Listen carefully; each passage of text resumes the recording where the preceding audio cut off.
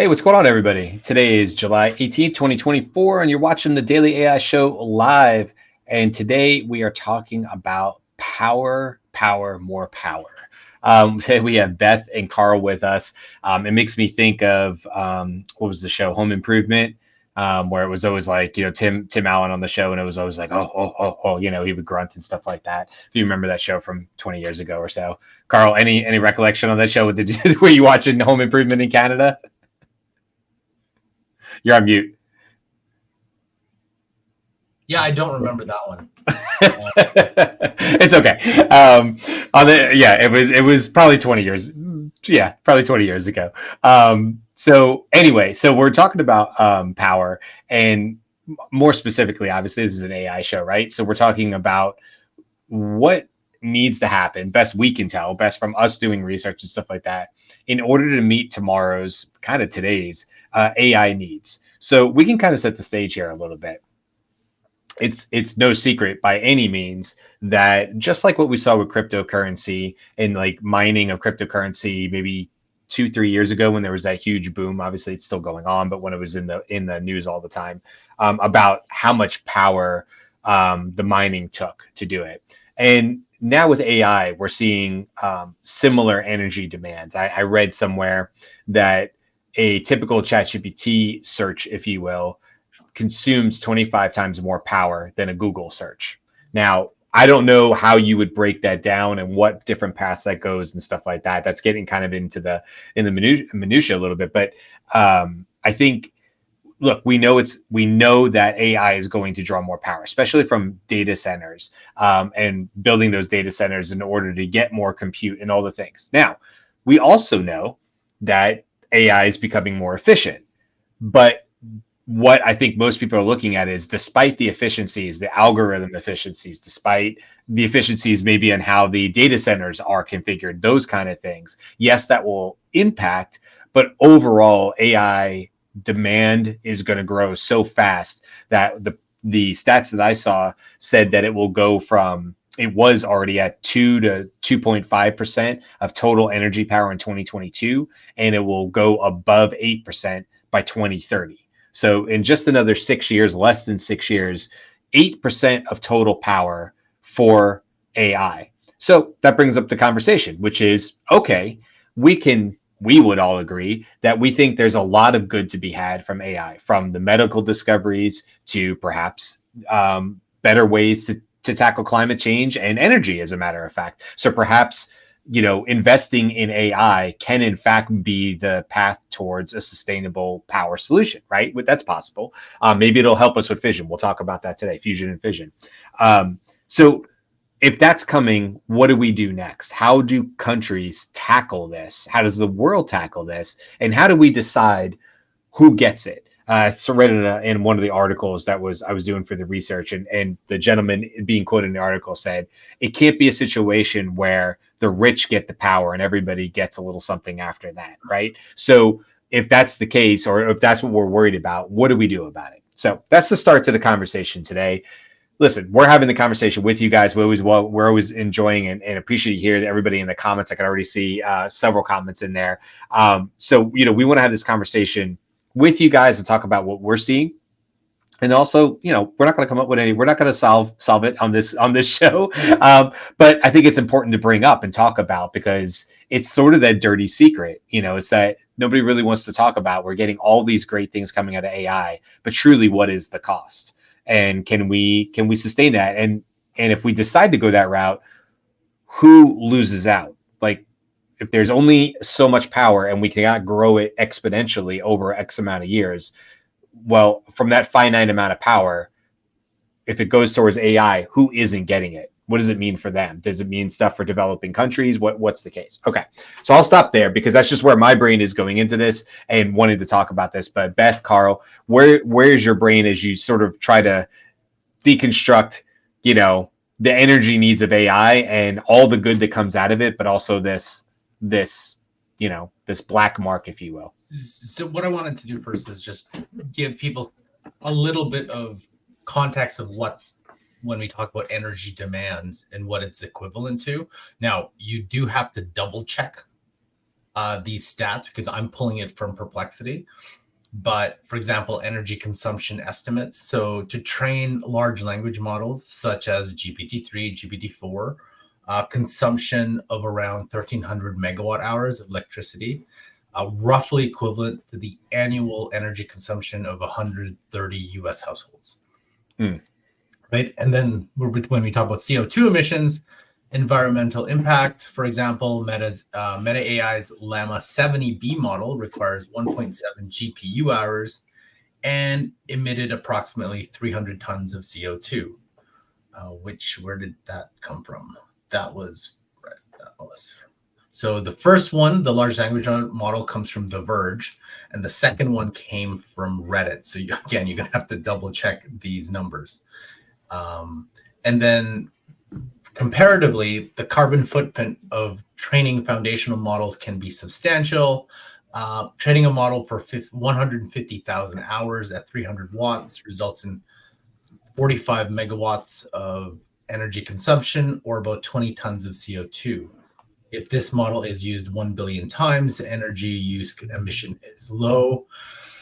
At a relatively low at 0.02 grams of CO2 use. Again, double check those stats. But just to give you an example of what kind of energy consumption, just the training aspect of it.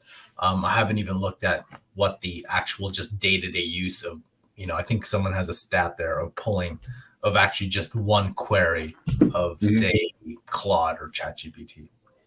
Yeah. So yeah, I think the energy question is important, but also in context of energy usage overall. Like, I think one of the reasons that we're looking at this is when you see like exponential growth like we saw with COVID, right? You could watch those simulations and you'd watch like so and so has the most cases, and then that like climbs, and eventually the US is on the top because US first. Woo. But also what happens in that, what we're watching is that as AI usage is going to grow, that energy usage is going to grow. But we need to look at the other items in that list. Transportation is really messy in terms of energy usage, right? So that so as we're moving forward, we can clean all kinds of stuff up. We're having this conversation about AI because we are an AI show, and also because AI is having a role in like being able to do the experiments, what we talked about with medical experiments or finding new medicine, right? AI can do that kind of theoretical experiment first in order to say, okay, yes, these are the things that you should put, actual resources and human monkey fingers behind, so that we can get to actual results. That's one of the things that AI can do. In the description of today's show, it talked about fusion, and AI is actually being used to help control fusion. So fusion is a very volatile process. And it needs to be contained. Otherwise, the high temperatures that it develops would be very, very bad for the people in the vicinity. And it needs to be contained on on kind of an immediate basis, right? So milliseconds make a difference, kind of thing. And there was and AI is being used to be part of that monitoring system to help create stability in a fusion reaction.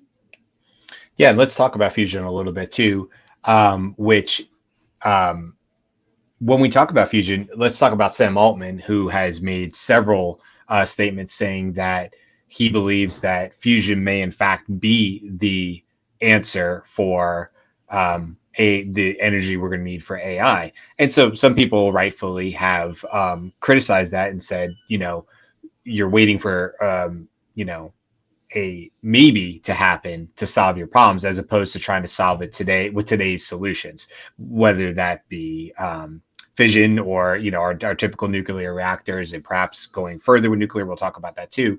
But let's just talk about fusion. So Altman himself has invested millions into different areas to help that move along. And Beth, you were just talking about AI being part of that solution. And the reality is right now, they can do it the last I saw, but it takes more energy than it produces. And so there's the big rub. It's not that we cannot produce it for a whatever it is, a split second or millisecond. That's just happened, I believe, in the last couple of years. But the energy it takes to create that process is significant. Now, the upside of it is that it is supposed to be, from my understanding, truly clean. So unlike having decaying radioactive waste or having to have huge cooling tanks, if we are able to nail this process and of course produce more energy than it consumes, then we really have found a solution for the future, because it's something that is going to produce a lot of energy and hopefully at low cost and low impact to the environment. On the other side of it, we have the other side of nuclear energy. Now, most people, when they think of nuclear energy right now, they're going to think about the big nuclear reactors, because truthfully, that's all we really had. In the United States, I don't know. I mean, I know Florida had a nuclear reactor go online not too terribly long ago, I'm pretty sure, on the coast and stuff. So, I mean, it certainly still happens. They're not Chernobyl. They're not the technology of old and things like that, although we obviously had devastating results in Japan and stuff like that in the last, decade or maybe a little bit more. But now we're starting to see not the big giant smokestack reactors and fission reactors, but we're also seeing like localized ones. So there's been a lot. I mean, I watch a lot of these types of YouTube channels, and I'm watching company after company after company invest in what really looks like a small semi truck, like that big, and they're localized. And they're still nuclear energy, but they're on a much smaller scale. And if you do it that way, then obviously the grid gets a little bit easier, because you can build these. Let's assume for a second, let's just take the jump and say that they're safe, that they've been proven technology, these newer companies that are trying to get up and moving with this. But now we can put these right next to these data centers, and we can ensure that it gets the power without necessarily negative impacting our current energy needs. Can that be done in the next decade? Is it 2 decades away? At the pace we're seeing, we just talked about at the top of the show, at the pace we're seeing with AI, the reality is we don't have 2 decades to solve it. Back in the day, I think it used to take a decade just to build a nuclear reactor, a decade. So 10 years from the time they would break ground to the time they could be online was a decade. That could have sped up, since I remember that fact from years ago. We don't have a decade. Not at the pace that AI is going, unless AI becomes so efficient, meaning the algorithms and stuff like that, that we get to a point where the AI just simply isn't costing as much to run a ChatGPT. Right. Could be the case too. That's so when we talk about this, we want to come at it from both sides, right? So ideally, we want to increase the technologies that can produce better, cleaner, more energy in a safe way, but we also want to reduce the amount of energy that is required to do things. In AI, it's to train models. In transportation, it's to fly planes or move goods and people from place to place, right? All of those things are things that take enormous amounts of energy as well, and any efficiency that we can gain in all of them will make for a better decade, for sure. And Cisco kind of has a point on that really quick, which is that, thank you, by the way, everybody leaving comments and interacting here. Cisco says, mixture of experts, mixture of depths, perhaps other model architectures will reduce the watts required. Yeah, absolutely. I think you're spot on, Cisco, with that kind of thinking. And I definitely think we're going to see efficient gains there. But what I was going to say is, like, okay, so right now it's just a conversation, but has it really impacted anybody? We're all saying, we're the ones talking about AM. We're like, ooh, the power is already pretty significant, and it's only going to go up from here. So it's all fine and well until California or Florida says, hey, we're all on AI, right? And everybody's like, yeah, AI is great and it's going to solve. And we've already, like, maybe there's a point where it's already solved a a disease or something like that, and the public's on board, and they're like, everybody's good with it, right? Yeah, AI. Okay, we're gonna have rolling blackouts because we need to make sure that we have enough energy to push this AI. Then what happens? Once people start really being actually impacted in their life, and they're going to have rolling blackouts the way California had for years, or may still have. Now, how do people feel about it? Is AI still worth the energy, or is there going to be a huge pushback against it? And people say, whoa, whoa, whoa, we didn't realize that it had this kind of impact. And the government says, yeah, honestly, to keep pushing this direction, the only way we can do that is to take from over here to give to over there. So how much do you really want it? I think we're going there soon, and there's going to be some hard decisions to be made, and people are going to be impacted. And then I'll be curious to see. My guess is the general public will push back hard against these companies, the Microsofts and stuff like that, and OpenAI, and they're going to have a bit of a struggle to show their worth. Right now there's a big thing about, is AI, does it even have an ROI on it, right? These kind of questions, is it even worth it? Is it even doing any good? And we kind of look at them and we go, yeah, no, it's definitely making an impact in business. We can see it daily with working with people. But I think people are going to have the same conversations, and they're going to be pushing back hard against OpenAI and things like that, and then wanting government regulations on their energy usage. How much can they use? Or do they have to pay higher tariffs or taxes for that energy consumption, that kind of thing? I do want to push back on that, because I remember these exact same arguments when electric vehicles came out. And it's like, well, everyone's going to be using it. Hence, we're going to have, strains on our energy grid. And I remember even in Canada, there was a lot of like, hey,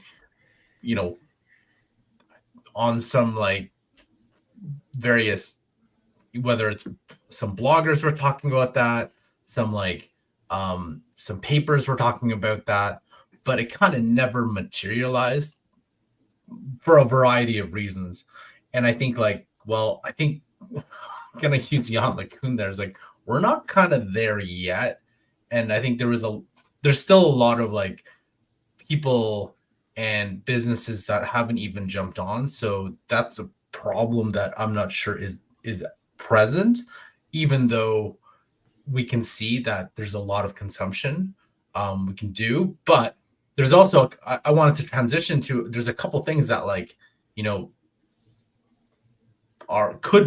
could be a mitigating factor in the industry itself, right? You got like more smaller models being more efficient at the kind of AI that can decrease that consumption.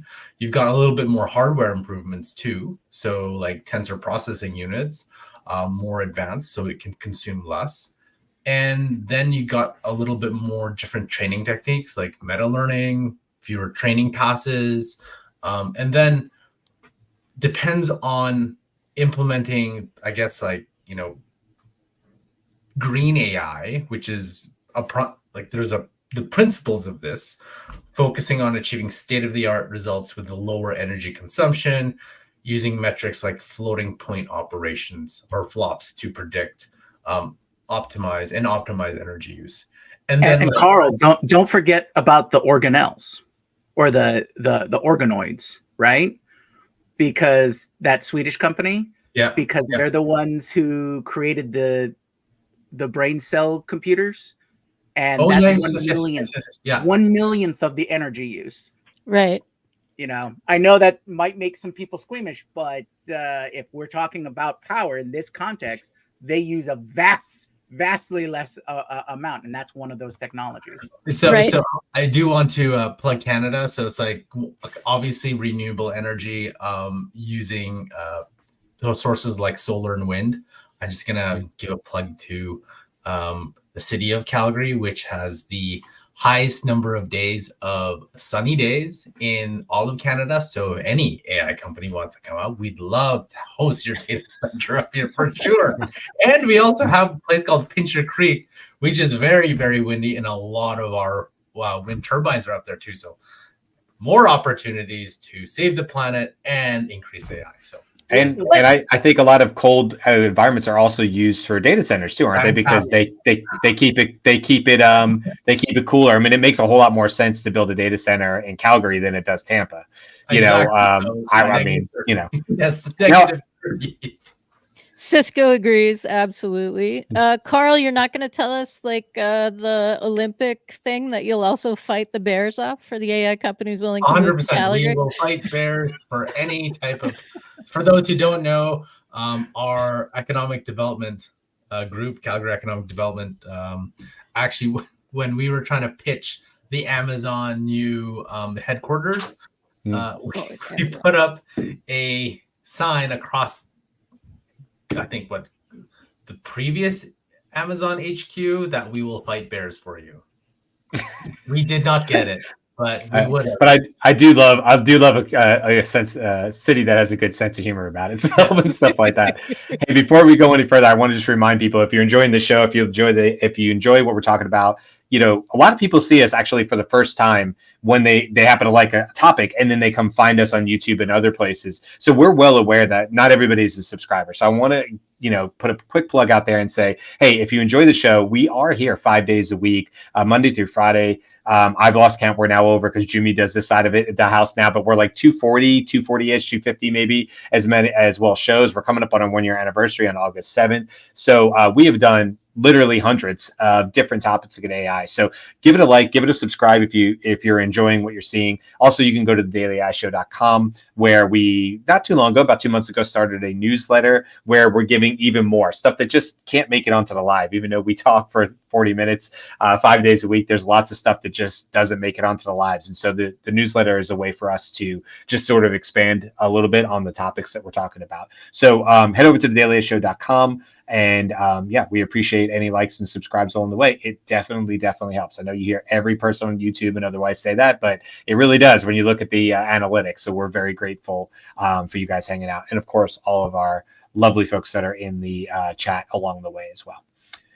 So Jimmy, you had joined us a little bit. I know you jumped in already, but you joined us a little while ago. I was asking Beth and Carl towards the top of the show, just, as you think about the AI demands going forward and what it's going to take, whatever the numbers may be, but just your perception of it. How do you sort of for yourself justify, or where do you put the importance of AI and what it could potentially do for everything from medical to, all the ways that AI could improve climate change and everything else? And how do you personally sort of work against the idea that right now we just don't have unlimited sources of energy? We have the ability, obviously, to do more clean stuff and more solar, but it can only be built so far. So just curious to get your thoughts on, where you sort of see this problem at this moment.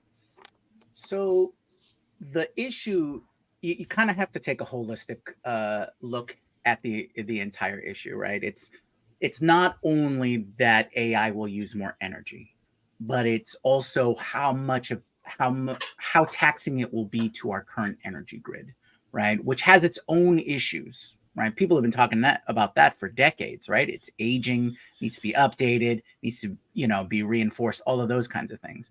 So if you're going to take a holistic view, I think you sort of have to, big tech and data centers and all of those in that sphere need to sort of have a mindset, sort of how the logging industry has changed their mindset over the years, right? It's instead of let's just use up this resource, we realize that we have to make it sustainable, right? Mm-hmm. So they over the years they've taken huge strides into monitoring and replanting and doing more studies and what the impact will be. And, this even comes down to like soil erosion and other environmental factors. But having that kind of mindset, I think is what you'll have to take to approach energy usage and energy consumption, because AI does have a huge impact. And that's just now, right? We've covered like Leopold's paper, and we've covered, everybody has been seeing this is going to be even larger than you currently imagine. So that's going to come with costs. Mm-hmm. So when I hear stories of, I think it was like Microsoft that's planning to build their own power plant for their data centers and things like that, that makes sense. When the question about the EVs came up in the power drain on the grid, well, if you think about it, Tesla built their giga battery factories, right? So that they could provide more energy and draw from the grid slowly, because you're charging off of a station, which is essentially a big battery that's feeding into your, into your vehicle. So these are all these mitigating factors that that companies need to realize that they're responsible for. If you're going to push this technology, you're going to be using these resources, you need to make it sustainable. So it behooves them to invest in more solar farms. It behooves them to invest in more wind farms and other forms of sustainable energy. I know geothermal was thrown around here. Yes, I agree. That's an untapped technology, and every energy producing technology has its issues. Trust me, I'm from Hawaii. We had issues with geothermal, and it's just the technology wasn't quite there at the time. But my point is that these elements, this is where you need to invest. And by invest, I meant spend your money. The companies need to spend their money into the energy creation, so that the larger infrastructure can be supported and upgraded. And this is something that the states, the regions, and the federal government need to be addressing, because I think it was one Reuters report that was saying by 2030, data centers are going to count for 20% of all the energy used in the United States. Right? Yeah. So that is a vast amount of energy. Right. And, and so infrastructure thing, like I said, you have to take a more holistic view, and there's multiple places that need to be addressed so that it can be sustainable. And I think that's the key. You gotta have that little bit of mind shift. It will behoove companies to think about it this way and invest this way. It's interesting because we do see conversations about what is happening with the growth that we're seeing, but most of the conversations that we see are what's going to happen when we quote unquote run out of data.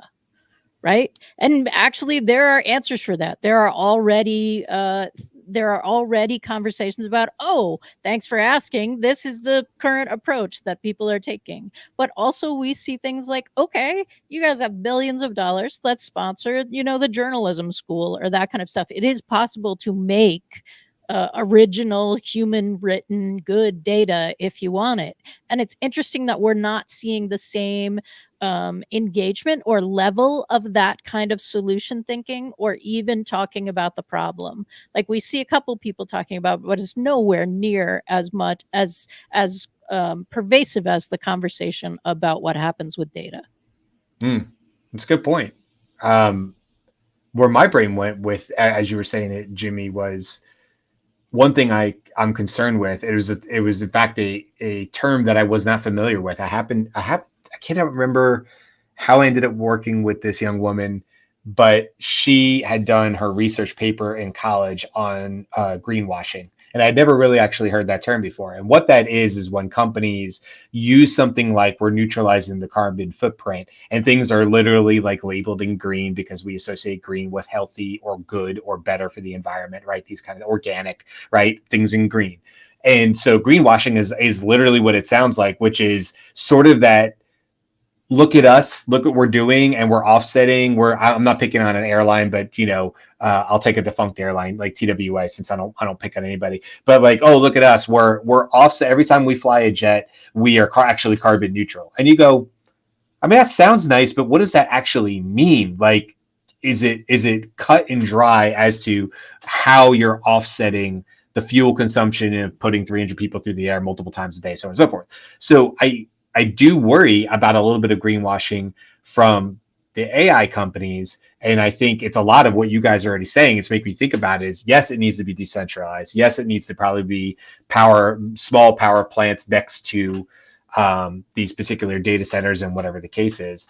But I worry that it's going to be a lot of lip service, and it may be tougher and tougher in the future to really, unless it literally is a wind farm or literally is a solar farm, and they go, look, we built that so that we could do this. And maybe that's something that'll have to be required. Maybe the government will put, depending on different countries. Obviously, U.S. isn't the only one, so it'll depend on what they put in place. It brings me back to this other topic too, to point two, real quick, which was, I remember Elon Musk.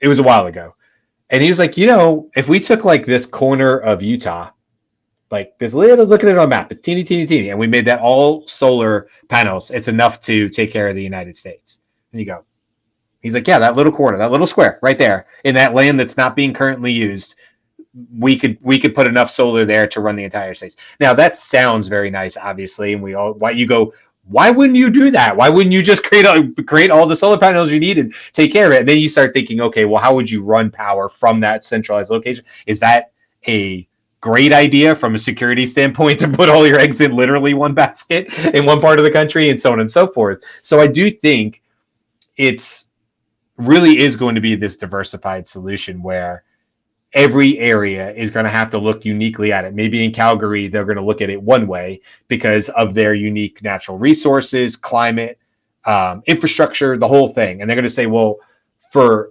this AI, data center, whatever, to exist here, we're going to approach it with wind because we're already building in that infrastructure. We already do it inside, we build all the infrastructure inside the country, so on and so forth.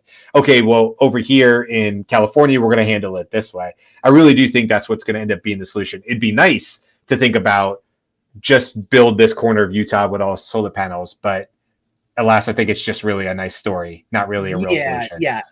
The takeaway from that suggestion is that's one of the many ways you should create power. It's like, yes, build that and build this thing over here and build this other thing. And the other thing that's not really entering the conversation, or at least I've not seen it, is taking a more global look at this energy sustainability. Right? Because there are vast areas all over the world that if you were to build infrastructure and supply that energy to the rest of the world, which would stabilize it in multiple ways. So if you have a place like Utah, how many places like Utah exists around the world? So how many of those plants can you build there? How much of an infrastructure do you need to build so that all of that power can be supplied in, whatever methodology you want to use to all of those other areas, right? We don't necessarily need to think just, how are we going to take care of ourselves? We can also look at it as like, well, if we have the ability to spread the load out, then that's a less impact and gives opportunities for other areas to, take advantage of that industry and things like that. So like, again, holistically, let's not just look inside the box. Let's look outside the box, on top of the box, around the box, from far away, all these kinds of things. And I wanted to bring up, I think everybody's talking about Justin's comment here, so I wanted to bring it up. It's in the future, if more generally users run AI locally on edge devices like laptops and smartphones, I wonder how much it could lower the energy demand compared to API calls to big data centers. That's a great question, Justin. I don't know the answer to that, but it's a good point, which is if we're closer to the source of where we're running the AI, does that cut down on that the distance the energy has to travel? Same thing with the houses. I mean, Carl, you mentioned about the cars. I mean, I have two electric cars, and I do charge them in my garage 99% of the time. I don't really use an outside network because, it's easy. Our commutes and stuff like that are all within that range. So it's 90% of the time done in the garage, and it is cost effective for me. However, I do not have solar panels, and I don't have Tesla's, power walls on the walls of my garage. That would be the best solution. But then, of course, there's the infrastructure costs to me in order to do that, and it would take me multiple years, as it would many Americans. I'll just talk for Americans, to put something like that in place. So yes, the ideal is already exists, which would be, hey, I live in Florida. There's plenty of sunny days.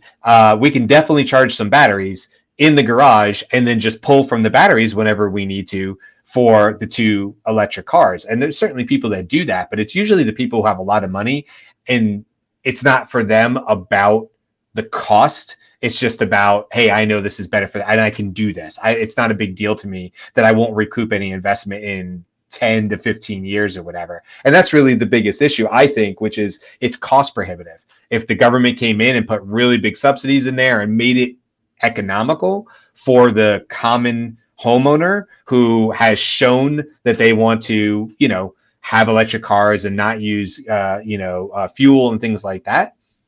Yeah, there's when I bought the cars and stuff like that, there's subsidies and things like that the government has done, but we need to go the extra mile and go to the edge, which is my actual house. And how are we going to ensure that I don't have to pull from the grid? Now that you've given me the subsidies to get this car, how do I ensure that I'm not still pulling from the grid?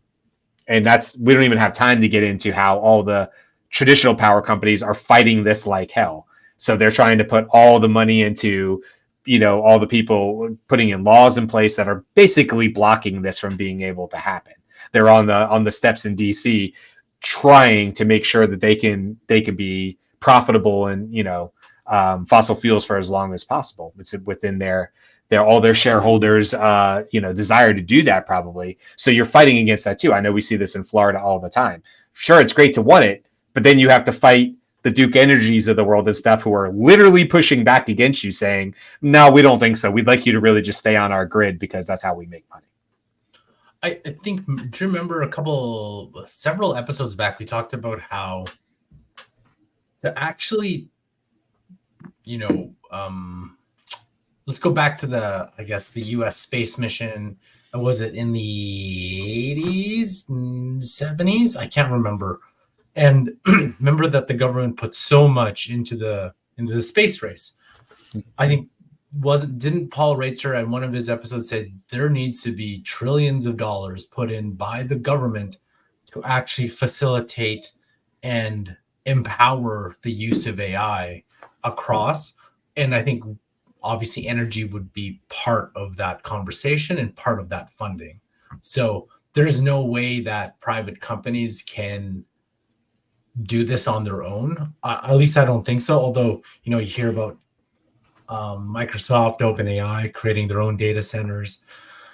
Just without the government subsidies and without some sort of government assistance, it'll be like one-off. And then you'll only have countries that can afford it or have these companies be present and be able to do this, right? So it'll be like the United States, by default, any of its allies, maybe not Europe because of their EU act, but it's going to be limited to that few countries, and then again everyone's left behind.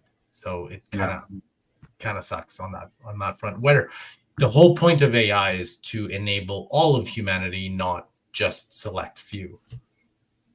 Well, that's the whole point of AGI, right? I mean, that's the stated goal of AGI is to the benefit of all humanity. I'm not sure that's the whole point for everyone doing the investment. Yeah.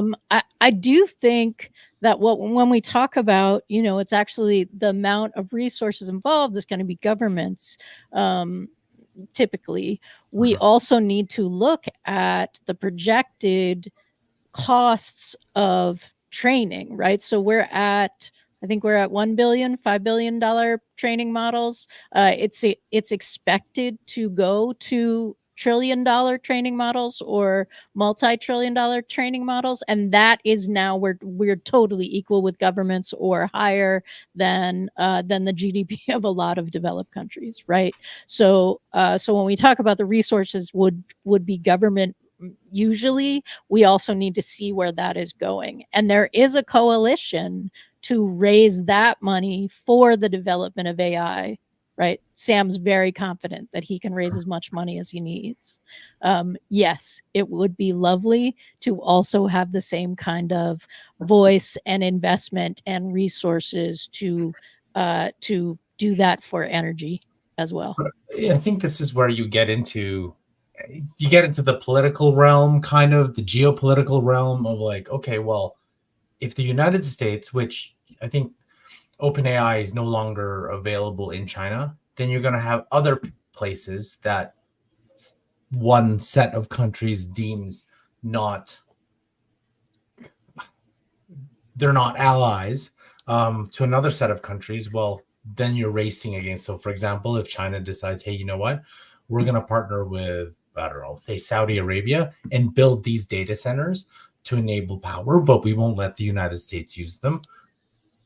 Then you have a power race to power AI, right? So I'm not sure that is necessarily the best way to do it. And I think there needs to be some sort of new kind of paradigm for global relations in terms of this is a technology that should be uniting people, not dividing them based on power consumption.